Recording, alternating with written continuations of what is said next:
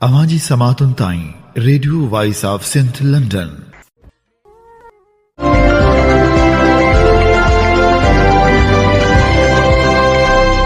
आप सुन रहे हैं radio voice of Sindh London. ख़बरों, तजज़ियों और तबसरों पर मुश्तमिल प्रोग्राम आज का अहवाल के साथ में आपकी खिदमत में हाजिर आपकी मेज़बान शानज़े। प्रोग्राम के आगाज़ में आपके लिए दुआ कि आप जहां भी रहें खुश व खुर्रम रहें। 2 दिसंबर 2024 पीर के दिन ये programme radio voice of Sindh London के स्टूडियो से आपकी खिदमत में बराह रास्त नशर किया जा रहा है। सबसे पहले हालात हाजरा पर एक नज़र डालते हैं। पाकिस्तान समेत दुनिया भर में सिंधी सकाफत को उजागर करने के लिए सिंध का सकाफती दिन जोश व खरोश से मनाया गया। सिंध के योम सकाफत के मौके पर सूबे के मुख्तलिफ शहरों में तकरीबात का इनेकाद किया गया, जिसमें शुरका सिंधी सकाफत को उजागर करने के लिए सिंधी टोपी और अजरक पहने शिरकत के लिए पहुंचे। हर साल दिसंबर के पहले इतवार को मनाए जाने वाले सिंधी योम सकाफत को सिंध के बासी ईद के त्यौहार की तरह मनाते हैं। इस सिलसिले में कल भी हर कोई सिंध की रिवायती रंगों में रंगा हुआ था। सिंधी टोपी और अजरक ज़ेब तन किए सिंध की सकाफत को उजागर करने के लिए सकाफती दिन को भरपूर अंदाज से मनाया गया। मुख्तलिफ तकरीबात में सिंधी सकाफती टैबलोज पेश किए गए। कराची, लाड़काना, हैदराबाद, सक्खर, डिगरी, सजावल, शिकारपुर, चंबड़, टंडो मोहम्मद खान, डिगरी, टंडो अलाहियार, जकमाबाद, गड़ी खैरू, पट्टी ईदन, मीरपुर खास, मेहड़, इस्लाम कोट, ठरी मीरवा कोट, गुलाम मोहम्मद, सजावल समेत तमाम शहरों में ईद का समा रहा। अजरक और सिंधी टोपी सजाए लोगों ने सिंधी सकाफत से मोहब्बत का इजहार किया और सिंधी गानों की धुनों पर वालहाना रक्स किया। सकाफती जश्न में बच्चों, बड़ों, खवातीन और बूढ़ों का जोश दीदनी था और लोगों ने अजरक से सजे खूबसूरत लिबास ज़ेब तन किए। कराची में भी प्रेस क्लब के बाहर बड़ी रैली निकाली गई, जिसमें शरीक नौजवानों, खवातीन और बच्चों ने सिंधी टोपी और अजरक पहनी। लाड़काना, हैदराबाद, सक्खर, डिगरी, सजावल, शिकारपुर, चंबड़, टंडो मोहम्मद खान, डिगरी, टंडो अलाहियार, जकमाबाद, गड़ी खैरू, पटीदन, मीरपुर खास, मेहड़, इस्लाम कोट, ठरी मीरवा कोट, गुलाम मोहम्मद, सजावल समेत सूबे के दीगर शहरों और कस्बों में भी रिवायती जोश व खरोश से मनाया गया और रैलियों में बड़ी तादाद में अवाम ने शिरकत की। अवामी तहरीक ज़िले ठट्ठा की जानिब से मकली से जंग शाही तक रसूल बख्श पलीजो साहिब की आखिरी आरामगाह तक सकाफती रैली निकाली गई। रैली की क़यादत अवामी तहरीक के मरकजी सीनियर नायब सदर नूर अहमद कातियार, अवामी तहरीक ज़िले ठट्ठा के सदर रजाक चांडियो, राहिल भुट्टो, गंवर खान जौर, मिठा खान लाशारी, सिंधी शागिर्द तहरीक ज़िले ठट्ठा के सदर गुलाम अली जौर, खालिक गंदरो, अयूब उन्नड़, रियाज अब्बासी, इदरीस पलीजो, अमानुल्लाह बिरोही, असलम समो, अल्लाह बख्श बलोच, वजीर बलोच और दीगर ने की। जंगशाही में रसूल बख्श पलीजो साहिब की मज़ार पर दरियाए सिंध पर कब्जा नामंजूर, तमाम के नाल नामंजूर, दरिया पर हमला नामंजूर, धरती पर हमला नामंजूर के ज़ोरदार नारे बुलंद किए गए। इस मौके पर खिताब करते हुए रहनुमाओं ने कहा कि सिंध और मुल्क का हुक्मरान तबका दरियाए सिंध पर गैर कानूनी कैनाल की तामीर करके सिंध का पानी खुश्क करने की साजिश कर रहा है। सिंध की हज़ारों साला तहजीब और सकाफत को मसख करने के लिए दरियाए सिंध का पानी बंद किया जा रहा है। सिंध का पानी बंद करके पंजाब की बंजर ज़मीनों को आबाद किया जा रहा है और सिंध की सरखेज़ और आबाद ज़मीनों को बंजर बनाया जा रहा है। उन्होंने कहा कि दरियाए सिंध ने सिंध की तहजीब को जन्म दिया। सिंध की सकाफत और तहजीब दरिया के तारीख़ी बहाव के बगैर नामुकम्मल है। दरियाए सिंध के तारीख़ी बहाव को बहाल करने तक जद्दोजहद जारी रखी जाएगी। रहनुमाओं ने कहा कि सरदारी निज़ाम सिंध को बहुत नुकसान पहुंचा चुका है। पीपल्स पार्टी के नाम पर कबायली सरदारों की नुमाइंदों जमायत सिंध के वसाइल फ़रोख्त कर रही है। सरदारी निज़ाम के ख़ात्मे के बगैर सिंध की तरक्की मुमकिन नहीं। उन्होंने कहा कि सूफियों की सरजमीन सिंध को इंतहा पसंदों के हवाले किया जा रहा है। इंतहा पसंदी को बढ़ाकर सिंध की रवादारी और भाईचारे की सकाफत को ख़त्म करने की साजिश की जा रही है। रहनुमाओं ने मज़ीद कहा कि अवामी तहरीक हमेशा से पानी पर गैर कानूनी कब्ज़े के ख़िलाफ़ मैदान अमल में रही है और अब भी अवामी तहरीक इस जद्दोजहद को जारी रखेगी और हुक्मरानों की नापाक साजिशों को नाकाम बनाएगी।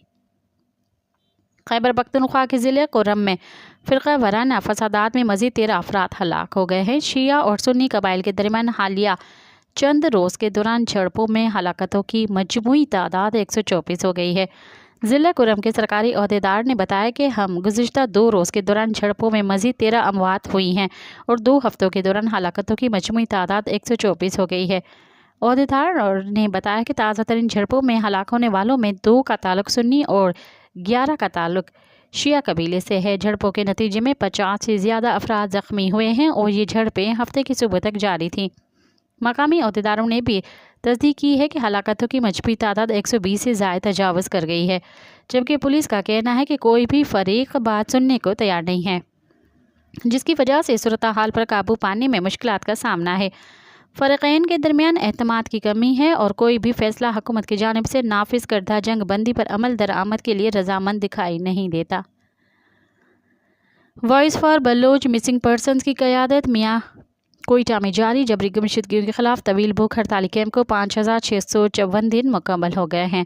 نوشکے سے سیاسی اور سماجی کارکنان فیض امیر بلوچ، نذیر احمد بلوچ اور لیاقت بلوچ نے آ کر اظہار یکجہتی کیا۔ اس موقع پر VBMP کے وائس چیئرمین ماما قدیر بلوچ نے کہا کہ اقوام متحدہ جبری گمشدگیوں کے خلاف متعدد قراردادیں منظور کر چکا ہے، جن کے تحت جبری گمشدگی کسی بھی صورت انسانی وقار کے خلاف سنگین جرم ہے۔ یہ اقوام متحدہ کے چارٹر اور انسانی حقوق کی کھلی خلاف ورزی ہے۔ ماما قدیر بلوچ نے الزام لگایا کہ پاکستان دنیا کو بلیک میل کر کے بلوچ نسل کشی میں مصروف ہے۔ پاکستانی خفیہ ادارے روزانہ بلوچ نوجوانوں کو جبری طور پر لاپتہ کرتے ہیں، دوران حراست انہیں بدترین تشدد کا نشانہ بناتے ہیں اور بعد میں ان کی مسخ شدہ لاشیں پھینک دی جاتی ہیں۔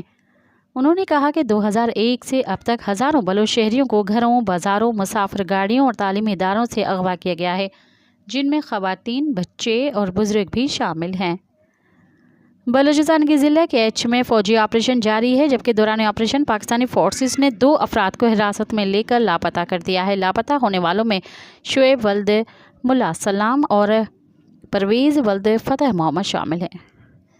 وکلاء کی جانب سے بانی PTI سے اڈیالہ جیل میں ملاقات کی کوششیں کی جا رہی ہیں۔ بانی PTI کے وکیل فیصل چودھری نے تھانہ نیو ٹاؤن پولیس کے تیسرے روز عدالتی احکامات وصول کرا دیے۔ اس حوالے سے فیصل چودھری کا کہنا ہے کہ تھانہ نیو ٹاؤن کے SHO اور تفتیشی افسر نے تاحال ملاقات کے لیے کچھ نہیں بتایا۔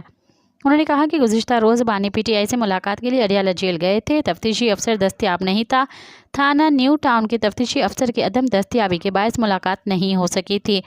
فیصل چودھری کا یہ بھی کہنا ہے کہ ملاقات کی اجازت مل گئی تو اڈیالہ جیل جائیں گے۔ وزیر اعلیٰ خیبر پختونخوا نے کہا کہ گورنر کا کام آل پارٹیز کانفرنس APC بلانا نہیں ہے، یہ میرا کام ہے۔ انہوں نے کہا کہ صوبے کے لیے مجھے کوئی بلاتا ہے تو جاؤں گا، لیکن گورنر اپنی حیثیت میں رہ کر بات کریں۔ علی امین گنڈاپور نے مزید کہا کہ گورنر فیصل کریم کنڈی کی پارٹی کو مینڈیٹ ملے تو پھر یہ چیزیں کریں۔ ان کا کہنا تھا کہ اس دفعہ ہمارے احتجاج پر گولیاں برسائی گئی، ہمارے ہزاروں کارکن گرفتار اور بہت سے لاپتہ ہیں۔ تحریک انصاف کے وائس چیئرمین شاہ محمد قریشی کا کہنا ہے کہ خیبر پختونخوا میں گورنر راج لگانا صوبے میں نفرت پھیلانے کے مترادف ہوگا۔ PTI پر پابندی بہت بڑی غلطی ہوگی۔ لاہور میں انسداد دہشت گردی کی عدالت میں میڈیا سے غیر رسمی گفتگو کے دوران شاہ محمد قریشی نے کہا کہ تمام سیاسی جماعتوں کو ملک کے بارے میں سوچنا چاہیے۔ عدالت سے مؤدبانہ گزارش ہے کہ بانی PTI سے ان کی ملاقات کرائی جائے۔ انہوں نے کہا کہ تحریک لبیک اور عوامی تحریک پر پابندی لگا کر کیا حاصل ہوا تھا، PTI پر پابندی بھی بہت بڑی غلطی ہوگی۔ شاہ محمد قریشی کا کہنا تھا کہ پیپلز پارٹی مولانا فضل الرحمان اور محمود خان اچکزئی کا شکریہ کہ انہوں نے پابندی کی بات کو مسترد کیا۔ انہوں نے کہا کہ اس وقت تمام جماعتیں سندھ میں پانی کے مسئلے پر احتجاج کر رہی ہیں، تمام جماعتوں کو ملک کے بارے میں سوچنا چاہیے۔ تحریک انصاف کے وائس چیئرمین کا مزید کہنا تھا کہ صحافیوں کے خلاف کارروائی سے آزادی صحافت کی آواز کو دبانا نہیں جا سکتا۔ مسلم لیگ نون کے رہنما خود کہہ رہے ہیں کہ یہ غلط ہوا ہے۔ مشیر اطلاعات خیبر پختونخوا بیرسٹر محمد علی سیف نے کہا ہے کہ ڈی چوک احتجاج کے بعد بانی PTI کی رہائی کی تحریک مزید مضبوط ہو گئی۔ ایک بیان میں انہوں نے کہا کہ حکومت سمجھتی ہے کہ بربریت سے تحریک کمزور ہو گئی تو یہ ان کی بھول ہے۔ بیرسٹر محمد علی سیف کا کہنا ہے کہ علی امین گنڈاپور کی سربراہی میں بانی PTI کی رہائی کی تحریک مزید زور پکڑے گی۔ وزیر اعلیٰ کی قیادت پر سب کا پورا اعتماد ہے۔ ملک کے مختلف علاقوں میں انٹرنیٹ کی رفتار شدید متاثر ہونے کی شکایات سامنے آئی ہیں۔ صارفین کے مطابق کراچی میں انٹرنیٹ اسپیڈ متاثر ہے۔ صارفین کا کہنا ہے کہ کئی علاقوں میں وائی فائی سروس بھی اس میں بھی خلل آ رہا ہے۔ دوسری جانب وزیر مملکت IT شیزا فاطمہ نے کہا کہ ملک بھر میں ڈیٹا سروس مکمل فعال ہے۔ ڈیٹا سروس پر تمام ایپس 100% درست کام کر رہی ہیں۔ پاکستان میں انڈسٹری براڈ بینڈ استعمال کرتی ہیں، اسے بند نہیں کیا جاتا۔ موبائل ٹاور پاکستان میں ضرورت سے کم ہیں۔ اس کی بہتری کے لیے کام کر رہے ہیں۔ انہوں نے کہا کہ جہاں سیکیورٹی کی بات ہو وہاں وزارت داخلہ پی ٹی اے کو ہدایت دیتی ہے۔ وزارت داخلہ کی ہدایت کے مطابق ایکس کو بند کیا گیا۔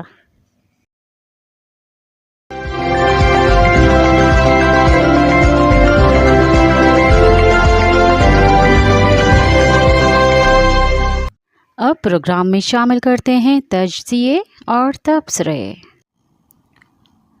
فوج اور سیاست میں حد فاصل قائم کرنے کی ضرورت کے عنوان سے سید مجاہد علی نے لکھا، تحریک انصاف ڈی چوک پسپائی کے بعد اپنے زخم چاٹ رہی ہے اور حکومت کا غصہ کسی طور کم ہوتا دکھائی نہیں دیتا، لیکن اس بیچ سب سے اہم سوال مسلسل نظر انداز ہو رہا ہے کہ پاکستان میں اس وقت کس کی حکمرانی ہے، کون فاتح ہے اور کون شکست سے دوچار ہوا۔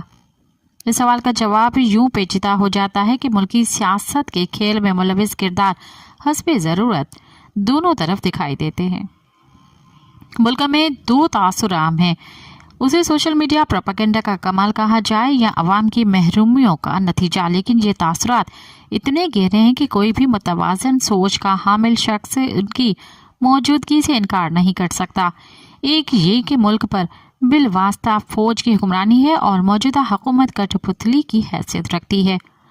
دوسرا تاثر یہ ہے کہ شہباز شریف کو جعل سازی کے ذریعے اس عہدے پر سرفراز کیا گیا ہے، ورنہ انتخابی نتائج میں مسلم لیگ نون کو اتنی واضح کامیابی حاصل نہیں ہوئی تھی کہ وہ اس منصب جلیلہ پر فائز ہو جاتے۔ ان تاثرات کی بنیاد پاکستان میں آباد عام لوگوں کی محرومیوں سے جڑی ہے، کیونکہ مہنگائی، بد انتظامی، بدعنوانی، امن امان کی مسلسل بگڑتی صورتحال، تشدد اور دہشت گردی میں اضافہ اور علاقائی محرومیوں کی شکایت کے علاوہ نظر ملک بھر میں بے بسی کا احساس فزوں تر ہے۔ تحریک انصاف کے حامی ضرور فروری کے انتخابات میں ناکامی پر چین بجبین ہیں اور ہر معاملے کو انتخابی دھاندلی سے جوڑنا درست سمجھتے ہیں، لیکن یہ مایوسی اور بے چینی محض تحریک انصاف تک محدود نہیں ہے۔ یہ پریشانی ہر پاکستانی کو لاحق ہے، یہ ملک کے تقریباً ہر گھر کا مسئلہ ہے۔ اس تشویش میں نوجوان کی بڑھتی ہوئی تعداد اور روزگار کے محدود تر مواقع اضافے کا سبب بن رہے ہیں۔ اس لیے ضروری ہے کہ حکومت ہو، اپوزیشن ہو یا سیاسی یا معاشی معاملات میں دلچسپی لینے والی فوجی قیادت، انہیں یکساں طور سے اس عوامی محرومی کا ادراک ہونا چاہیے اور اسے دور کرنے کے لیے کسی لائے عمل پر غور کرنا چاہیے۔ یوں تو یہ نعرہ یا اصول درست ہے کہ جمہوریت ہی پاکستان کے مسائل کا واحد حل ہے، عوام کی منتخب حکومت ہی ان کے مسائل اور ضرورتوں کو سمجھنے اور حل کرنے کی صلاحیت رکھتی ہے، لیکن یہ اصول اس وقت تک فعال نہیں ہو سکتا جب تک زمینی حقائق کا جائزہ لے کر تمام لوگ اپنے حصے کا بوجھ اٹھانے یا اپنی ذمہ داری پوری کرنے پر آمادہ نہ ہوں۔ بدقسمتی سے پاکستانی جمہوری سیاست میں دو عوامل کو نظر انداز نہیں کیا جا سکتا۔ ایک، سیاسی پارٹیاں صرف ان لوگوں کو انتخابی دوڑ میں شامل کرتی ہیں جو کسی حلقے یا علاقے میں ذاتی یا برادری اور قبیلہ کے اثر رسوخ کی بنیاد پر کامیاب ہونے کی صلاحیت رکھتے ہوں، اس کے علاوہ کوئی دوسرے اہلیت قابل قبول نہیں ہوتی۔ اسی طرح بنیادی انتخابی عمل میں ہی ان لوگوں کی اجارہ داری مسلمہ ہو جاتی ہے جو ذاتی، علاقائی یا گروہی مفادات کے لیے سیاست میں حصہ لیتے ہیں۔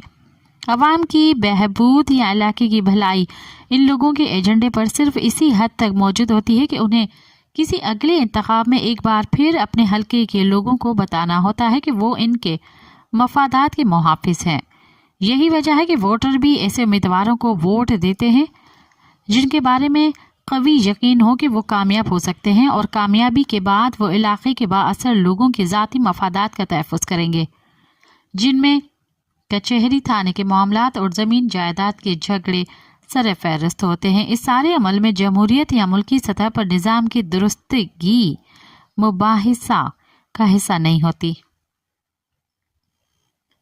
دوئم، ملکی اقتدار تک حصول میں اسٹیبلشمنٹ یا عسکری قیادت کی حمایت اور سرپرستی کلیدی اہمیت رکھتی ہے۔ ملکی سیاسی تفہیم میں یہ حقیقت قبول کی جا چکی ہے کہ کوئی پارٹی کیسی ہی عوامی مقبولیت کی حامل ہو، عسکری قیادت کی تائید و حمایت کے بغیر اقتدار حاصل نہیں کر سکتی۔ ہر سیاسی پارٹی فوجی قیادت کو بعض بنیادی ضمانتیں فراہم کرنے پر مجبور ہوتی ہیں۔ ان میں سرفہرست ہمسایہ ممالک بھارت اور افغانستان کے ساتھ معاملات، ملکی معیشت میں فوجی اداروں کو حاصل مراد کا تحفظ اور قومی اہمیت کے بنیادی معاملات میں عسکری قیادت کی فیصلہ کن مشاورت تسلیم کرنا شامل ہے۔ چونکہ سیاسی پارٹیوں میں اس نام نہاد سچائی کو تو دل سے قبول کر لیا گیا ہے کہ اقتدار تک پہنچنے کے لیے فوج کو راضی رکھنا ضروری ہے، اس لیے ہر سیاسی لیڈر اس اصول پر پوری طرح عمل کرنا چاہتا ہے۔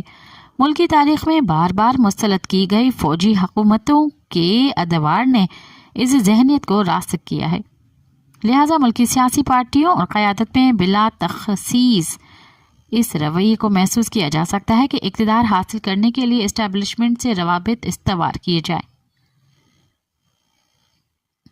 فوجی آمر پرویز مشرف کے بعد قائم ہونے والی جمہوری حکومتوں کے ادوار میں خاص طور یہ محسوس کیا گیا ہے کہ فوجی قیادت سیاستدانوں پر یہ واضح کرنے میں بخل سے کام نہیں لیتی کہ حکومت کرنے بلکہ کسی حد تک سیاسی سرگرمیوں میں حصہ لینے کے لیے عسکری قیادت کو اعتماد میں لینا یا مطمئن رکھنا ضروری ہے۔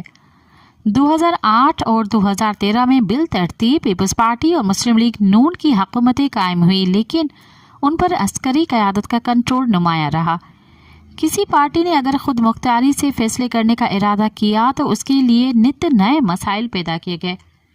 میمو گیٹ اور ڈان لیکس کے معاملات اب بھی قومی حافظے میں راسخ ہیں۔ اقتدار کے دوران ان دونوں پارٹیوں کے حتی المقدور خدمت گزاری کے باوجود دونوں پارٹیوں کو نہ صرف اپنے ایک وزیر اعظم کی قربانی دینا پڑی بلکہ 2018 میں ہائیبرڈ نظام کے تحت انتخابات میں دھاندلی کے ذریعے تحریک انصاف کو اقتدار میں لانے کا اہتمام کیا گیا تاکہ ملکی سیاست میں اثر رسوخ رکھنے والی دونوں بڑی سیاسی پارٹیوں مسلم لیگ نون اور پیپلز پارٹی کی اہمیت ختم کی جا سکے۔ ایک تو عسکری قیادت کا دل اپنے ہی منتخب کیے ہوئے وزیر اعظم سے کچھ عرصے کے بعد اوب جاتا ہے، دوسرے تحریک انصاف پوجوا ملکی معاملات مناسب طریقے سے چلانے میں کامیاب نہیں رہی، لہٰذا اسٹیبلشمنٹ نے اپنے ہی بنائے ہوئے ہائیبرڈ نظام کو ختم کرنے اور اس تجربے کو سمیٹنے کا فیصلہ کیا۔ پہلے عدم اعتماد کے ذریعے عمران خان کو اقتدار سے محروم کیا گیا اور پھر 8 فروری 2024 کے انتخابات میں ایک بار پھر من پسند نتائج حاصل کر کے شہباز شریف کو وزیر اعظم بنوانے کا اہتمام کیا گیا۔ اسی لیے موجودہ حکومت کو ہائیبرڈ 2 کا نام بھی دیا جاتا ہے۔ بدقسمتی سے ملکی جمہوریت کی شفافیت میں ہائیبرڈ سوچ کی آلودگی شامل کرنے والوں کو یہ احساس تک نہیں ہو سکا کہ اگر زبردستی مسلط کی ہوئی ایک حکومت کامیاب نہیں ہو سکی تو اسی طرح کا دوسرا تجربہ کیسے خوشگوار ہو سکتا ہے۔ یہی وجہ ہے کہ عمران خان اس وقت حقیقی آزادی کے گھوڑے پر سوار ملک اور بیرون ملک اپنے جان نثاروں کے پرجوش حمایت کے زور پر اسٹیبلشمنٹ کو باور کرانے کی کوشش کر رہے ہیں کہ صرف وہی ملک پر حکمرانی کی اہل ہیں اور عسکری قیادت کے پاس ان کے ساتھ ڈیل کے علاوہ کوئی چارہ نہیں ہے۔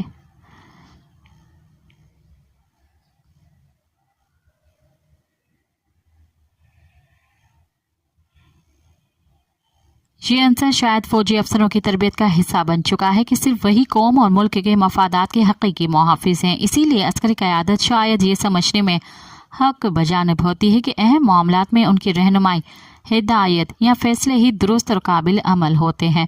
البتہ یہ اصرار کرتے ہوئے یہ فراموش کر دیا جاتا ہے کہ ملک پر وقفوں سے 4 فوجی جنرل مطلق العنان حاکم رہے ہیں، لیکن ہر دور کا اختتام کسی نہ کسی بڑی ناکامی پر ہوا۔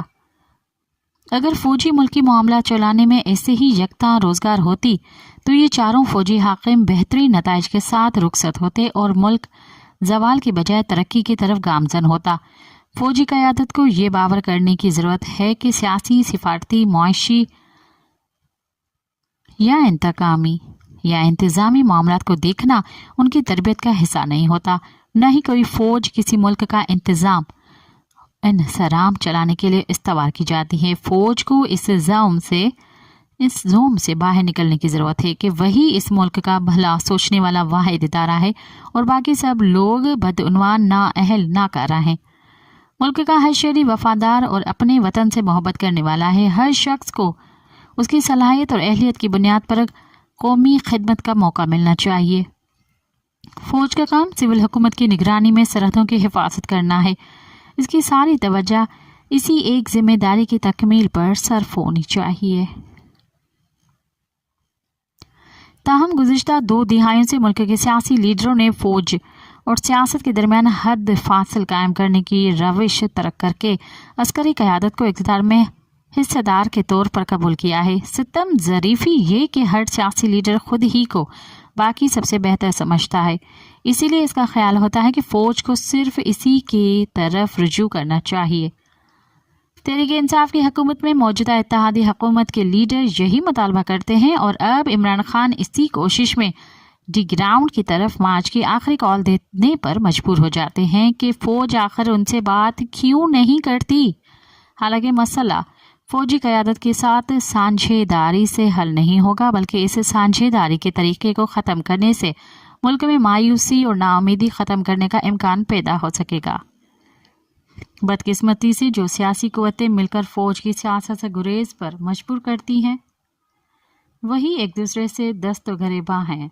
تحریک انصاف حکومتی پارٹیوں کو قابل اعتبار نہیں سمجھتی کیونکہ وہ فوج کی اعانت سے زمام اقتدار سنبھالتے ہوئے ہیں، اور حکومت تحریک انصاف سے خوفزدہ ہے کیونکہ اس کا ایجنڈا بھی فوجی قیادت کو رجحانا اور اقتدار حاصل کرنا ہے۔ اس کشمکش میں جمہوریت عوام ملک مفاد اور امن امان ثانوی حیثیت رکھتے ہیں، البتہ انہیں حسب ضرورت نعروں کے طور پر استعمال کر کے یہ ثابت کرنے کی کوشش کی جاتی ہے کہ جیسے ہر سیاسی پارٹی صرف جمہوری اور آئینی انتظام ہی کو جزو ایمان سمجھتی ہے۔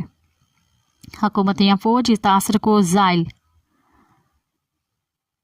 کرنے کی کوشش نہیں کرتی کہ وہ ایک پیج پر ہیں، لیکن اس انتظام کو آئینی تعاون کا نام دیا جاتا ہے۔ البتہ مشکوک انتخابات کی شفافیت کے نتیجے میں قائم ہونے والی حکومت کے ساتھ فوج کا غیر مشروط اشتراک بے چینی بڑھانے کی اضافی وجہ بن رہا ہے۔ اب صورتحال اس حد تک دگرگو ہے کہ کسی حد تک معتدل مزاج اور نظام دوست مولانا فضل الرحمان بھی سیاسی اور انتخابی عمل میں اسٹیبلشمنٹ کی مداخلت کو مسائل کی بنیادی وجہ قرار دے رہے ہیں، اور جماعت اسلامی جیسی قدامت پسند اور اسٹیبلشمنٹ دوست جماعت بھی ہائبرڈ نظام کی موجودہ تال میل کو ناجائز قرار دے رہی ہے۔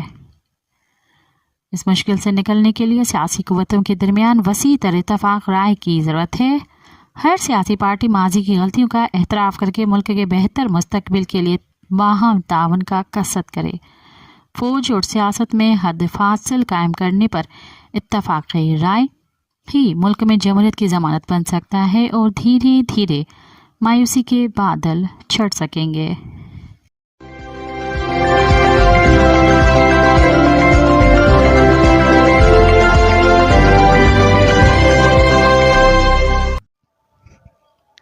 حکمران اشرافیہ کی اقتدار کی ہوس نوجوانوں کو مایوسی کی جانب دھکیل رہی ہے۔ اس ساری صورتحال پر انم ملک لکھتی ہیں، بدقسمتی کہیں یا موجودہ حالات کی ستم ظریفی ایسے ملک میں آنکھ کھولی جہاں آج تک بس خوشحالی اور ترقی کے لیے صرف مسلسل جد و جہد ہی دیکھی۔ ہر گزرتے وقت کے ساتھ ساتھ اس جد و جہد میں مزید اضافہ دیکھا اور نتائج زیرو۔ وقت کے ساتھ ساتھ دنیا نے اتنی ترقی کر لی، ٹیکنالوجی کے جدید دور میں دنیا چاند پر پہنچ گئی اور ہمارے قدم اب تک ڈگمگا رہے ہیں۔ ہم نے چاند پر کیا پہنچنا، یہاں تو ہم اپنے گھروں میں خیریت سے پہنچ جائیں تو بڑی بات ہے۔ جی بالکل درست کہا، کبھی بچے لاپتہ، کبھی کوئی جوان اغوا برائے تاوان، تو کبھی کسی کی ماں بہن یا بیٹی غائب، اور اب تو ہماری ریاست کے اہم رکن سیاسی اثر رسوخ رکھنے والے بھی غیر محفوظ۔ ہم ایک ایسی غیر یقینی صورتحال میں جی رہے ہیں جہاں ہمیں ہمارے اگلے پل کا بھی کوئی بھروسہ نہیں۔ اللہ کی طرف سے تو جو آئی اسے کوئی ٹال نہیں سکتا، لیکن یہاں تو نعوذ باللہ جو زمینی خدا بیٹھے ہیں انہوں نے تو جیسے انسانیت کو روند کر وحشت، درندگی اور غلاظت کو جس طرح تقویت دے رکھی ہے، اس کی مثال پوری دنیا میں کہیں نہیں ملتی۔ ہم آزاد ملک میں رہنے والے وہ قیدی بن گئے ہیں جن کی قید بامشقت شاید ان کی آنے والی 7 نسلوں تک ختم نہیں ہوگی۔ ہم تو بچپن سے ریاست کے 4 ستون پڑھتے آئے، یہاں تو ریاست کے 7 خون دیکھنے کو نظر آتے ہیں، وہی 7 خون جو اقتدار والوں کو سب کے سب معاف ہیں۔ ہمارا آئین جو صرف ایک کتاب کالی کرنے کے لیے لکھا گیا تھا، آج اسی سے کالے قوانین بنائے جا رہے ہیں۔ احتساب کرنے والے انتخابی جنگ لڑ رہے ہیں، ہمارے محافظ دشمنوں کو چھوڑ کر اپنے ہی لوگوں کے ساتھ حالت جنگ میں ہیں۔ ہمارے ہاں ضمیر فروشوں کا بازار گرم ہے، جس کو جتنا موقع مل رہا سب کے سب بہتی گنگا میں ہاتھ دھو رہے ہیں۔ کیا مستقبل ہے ہمارا؟ ہماری آنے والی نسلوں کا؟ پہلے وقتوں میں تعلیمی اداروں میں صرف عام تعطیلات ہوا کرتی تھی، لیکن آج ہمارے ہاں کبھی کووڈ جیسی آفات نے تعلیمی اداروں کو بند کروا دیا تو کبھی موسمی آفات نے۔ ان سے بچائیں تو ملک کے سیاسی حالات ان کی گرما گرمی اپنی احسن کردار ادا کرتی دکھائی دے رہی ہیں۔ کبھی جلد سے جلوس، کبھی احتجاج، تو کبھی ملک میں پھیلی بدامنی کی صورتحال۔ ہمارے بچوں کا مستقبل، جان مال اور عزتیں بھی غیر محفوظ ہیں۔ کبھی اداروں سے منشیات پکڑے جانے کی خبریں ملتی ہیں تو کبھی مدرسوں جیسے مقدس اداروں سے بچوں کے ساتھ زیادتی کے واقعات دیکھنے کو ملتے ہیں۔ اور پاکستان کا سب سے بڑا اور مقبول تعلیمی ادارہ، جس کی کم و بیش سینکڑوں مختلف مقامات پر برانچز ہے، جس کا تعلیمی معیار بھی کسی سے کم نہیں، لیکن اس جیسے نامور تعلیمی ادارے سے بھی ایک بچی کے ساتھ مبینہ زیادتی کا کیس سامنے آیا ہے۔ میں غالباً اس ادارے کا نام لکھ بھی دوں تو شاید شائع نہیں کیا جائے، اتنا اثر رسوخ ہے اس ادارے کے مالکان کا۔ ہم بحیثیت قوم کس سے اپنا حق مانگے؟ کون ہمیں انصاف دے گا؟ کون ہماری حفاظت کی ذمہ داری قبول کرے گا؟ کون ہمیں قید بامشقت سے نکالے گا؟ کیا ہمیں ہمارے ہی ملک میں رہ کر اپنی آزادی کی جنگ لڑنے کی ضرورت ہے؟ کیا ہم پر مسلط حکمران ہمارے اپنے نہیں؟ کیا وہ انگریزوں سے زیادہ ظالم اور جابر حکمران ہیں؟ کیا ان سے بہتر انگریزوں کی ہی غلامی نہیں تھی؟ کیا ہم نے آزادی کے نام پر اپنا خطہ الگ کر کے کوئی غلطی تو نہیں کر لی؟ کیا ہم بھی کشمیر، فلسطین یا بنگلہ دیش بننے جا رہے ہیں؟ وقت پر ان سب سوالوں کے جواب مل جائیں تو شاید ہم اپنا آنے والا کل محفوظ اور بہتر بنا سکیں۔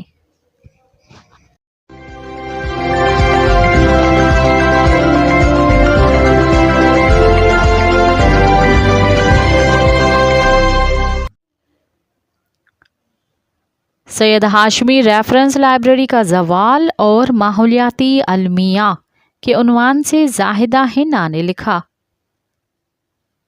مجھے بچپن سے کتابوں سے عشق ہے۔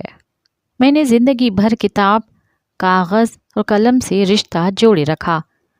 زندگی میں جو بھی عزت یا نام مجھے ملا وہ کتابوں سے عشق کے صدقے میں ملا۔ میں نے ساری عمر ہیرے جواہرات یا زمین جائیداد نہیں بنائی بلکہ کتابیں خریدیں۔ رات میں جب سوتے سے میری آنکھ کھل جاتی تو میں سرہانے رکھی کتاب اٹھا کر پڑھنے لگتی، یا کلپ بورڈ پر لگے کاغذ پر کچھ لکھنے لگتی، یا تو کچھ دیر بعد نیند آ جاتی اور میں سو جاتی، یا پھر لکھنے کا سلسلہ صبح تک جاری رہتا۔ تو غرض یہ کہ کتابوں کا اور میرا ساتھ ہوش سنبھلنے کے ساتھ کا ہے۔ ہر قوم کی شناخت اس کے تاریخی ورثے، ادب اور علم کے مراکز سے وابستہ ہوتی ہے۔ کراچی کے علاقے ملیر میں قائم سید ہاشمی ریفرنس لائبریری اس سلسلے کی ایک زندہ مثال ہے۔ یہ صرف کتابوں کا ذخیرہ نہیں بلکہ یہ ایک ایسی جگہ ہے جہاں علم، ثقافت اور تاریخ کی گہرائی کو محسوس کیا جا سکتا ہے۔ سید ہاشمی ریفرنس لائبریری کا نام معروف بلوچ مصنف، شاعر اور عالم سید ظہور شاہ ہاشمی کے نام پر رکھا گیا تھا۔ سید ظہور شاہ کو پہلی بلوچی لغت مرتب کرنے اور بلوچی زبان کا پہلا ناول لکھنے کا اعزاز حاصل ہے۔ یہ لائبریری جو صبا دشتیاری نے قائم کی تھی، رضاکارانہ بنیادوں پر چلتی ہے۔ لائبریری سے وابستہ لوگ انتہائی جان فشانی سے اس کی دیکھ بھال کر رہے ہیں، لیکن آج اس لائبریری کو وہی قوتیں تباہی کی طرف دھکیل رہی ہیں جو ترقی کے نام پر ہر چیز کو روندنے میں مصروف ہیں۔ حکومتی سندھ کی جانب سے ملیر ایکسپریس وے منصوبہ، جس نے جہاں کراچی کے کئی ہزار درختوں کو کاٹا، وہاں اب سید ہاشمی ریفرنس لائبریری بھی اس کا نشانہ بننے جا رہی ہے۔ اس منصوبے کے تحت نہ صرف لائبریری کی زمین کو قبضے میں لیا جا رہا ہے، بلکہ یہ خطہ جو پہلے ہی قدرتی ماحول کے لیے اہم ہے، ماحولیاتی تباہی کا شکار ہو رہا ہے۔ سید ہاشمی ریفرنس لائبریری علم و ادب کا وہ خزانہ ہے جو کئی دہائیوں سے ہزاروں طلباء، محققین اور ادیبوں کی پیاس بجھاتی رہی ہے۔ یہ لائبریری جہاں علم کا سرچشمہ ہے، وہیں بلوچستان کی ثقافت اور تاریخ کی اہمیت کو اجاگر کرتی ہے۔ سید ہاشمی جو بلوچستان کے نامور اسکالر اور ادیب تھے، ان کی علمی وراثت یہاں محفوظ ہے۔ اس لائبریری کے خاتمے سے ایک ایسا دانشورانہ ورثے کو نقصان پہنچے گا جس کی تلافی شاید کبھی نہ ہو سکے۔ ملیر ایکسپریس وے کو حکومت نے کراچی کی ٹریفک کو بہتر بنانے کے نام پر متعارف کرایا ہے، مگر اس منصوبے نے پہلے ہی ملیر کے قدرتی وسائل کو ناقابل تلافی نقصان پہنچایا ہے۔ ملیر ندی جو اس خطے کا ماحولیاتی مرکز ہے، ایکسپریس وے کی تعمیر سے آلودگی اور قدرتی بیلنس کے بگاڑ کا شکار ہو رہی ہے۔ یہ سڑک جو بظاہر ترقی کا استعارہ بنائی جا رہی ہے، در حقیقت قدرتی ماحول کی بربادی کا ذریعہ بن چکی ہے۔ ملیر ندی جو یہاں کے کسانوں اور عوام کے لیے پانی کا بنیادی ذریعہ ہے، اب آلودگی کا شکار ہے۔ یہ ندی جس نے ہزاروں سال سے اس علاقے کی زراعت کو سینچا، آج تعمیراتی آلودگی اور کیمیائی مواد سے تباہ ہو رہی ہے۔ ملیر ایکسپریس وے صرف ایک سڑک نہیں ہے، یہ کراچی کی قدرتی ماحول کو مزید آلودہ کرنے کا سبب بن جائے گی۔ ملیر ندی جو کبھی صاف اور شفاف تھی، اب تعمیراتی کاموں اور آلودگی کی وجہ سے گندے نالے میں بدل رہی ہے۔ اس ندی کی بربادی کا اثر نہ صرف قدرتی وسائل پر پڑے گا، بلکہ یہاں کے مقامی لوگوں کی زندگیوں پر بھی شدید منفی اثرات مرتب ہوں گے۔ حکومت کا دعویٰ ہے کہ یہ منصوبہ کراچی کی ترقی کا ضامن ہے، مگر اس ترقی کی قیمت ماحول، ثقافتی ورثے اور عوام کی صحت کے بگاڑ کی صورت میں چکانی پڑ رہی ہے۔ درختوں کی کٹائی، ندی کی آلودگی اور مقامی لوگوں کی بے دخلی اس ترقی کے ناپسندیدہ پہلو ہیں جنہیں نظر انداز نہیں کیا جا سکتا۔ یہ ایک تلخ حقیقت ہے کہ ہم اپنے ثقافتی ورثے اور قدرتی ماحول کی قدر کرنے سے قاصر ہیں۔ سید ہاشمی ریفرنس لائبریری اور ملیر ندی دونوں ایک ناقابل تلافی نقصان کا سامنا کر رہے ہیں۔ ایک طرف لائبریری جہاں علم کے خزانے کو محفوظ رکھتی ہے، وہیں ملیر ندی اس خطے کی زندگی اور ماحولیات کا مرکز ہے۔ ہمیں یہ سمجھنا ہوگا کہ ترقی کا مطلب صرف سڑکوں اور عمارتوں کا بنانا نہیں ہے، بلکہ اپنی ثقافت، تاریخ اور ماحول کو بچانا بھی ہے۔ حکومت کو چاہیے کہ وہ سید ہاشمی لائبریری کو محفوظ کرنے کے لیے فوری اقدامات کرے اور ملیر ایکسپریس وے کے منصوبے کا اثرنو جائزہ لے تاکہ ماحول کو پہنچنے والے نقصان کو روکا جا سکے۔ یہ بدقسمتی کی بات ہے کہ حکومت ترقی کے نام پر اپنے شہروں کی ثقافت اور ماحول کو روندنے پر آمادہ ہے۔ ملیر ایکسپریس وے کا منصوبہ حکومت کی اس بے حسی کا منہ بولتا ثبوت ہے، جس نے نہ صرف قدرتی ماحول کو مزید آلودہ کیا بلکہ علم و ادب کے ایک خزانے کو بھی خطرے میں ڈال دیا ہے۔ عوامی سطح پر اس منصوبے کے خلاف احتجاج ہو رہے ہیں۔ مقامی رہائشی، ماہرین ماحولیات اور دانشور آواز اٹھا رہے ہیں، مگر حکومت کے کانوں پر جوں تک نہیں رینگ رہی۔ ہمیں ایک ایسے مستقبل کی ضرورت ہے جہاں ترقی اور ماحولیات کے درمیان توازن برقرار رکھا جائے۔ سید ہاشمی ریفرنس لائبریری صرف ایک عمارت نہیں بلکہ علم، تاریخ اور ثقافت کا مرکز ہے۔ ملیر ندی صرف ایک آبی راستہ نہیں بلکہ یہاں کے لوگوں کی زندگی کا محور ہے۔ اگر ہم نے اپنی ثقافتی اور قدرتی وراثت کو بچانے کے لیے آج آواز نہ اٹھائی تو کل ہمارے پاس صرف افسوس اور پچھتاوا رہ جائے گا۔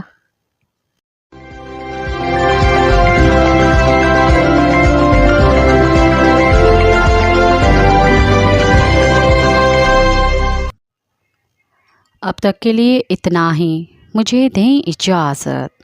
یاد رکھیں، आज़ादी का पौधा जवानों के खून से सैराब होकर परवरिश पाता है। इनकलाब कम ज़र्फ लोगों का काम नहीं।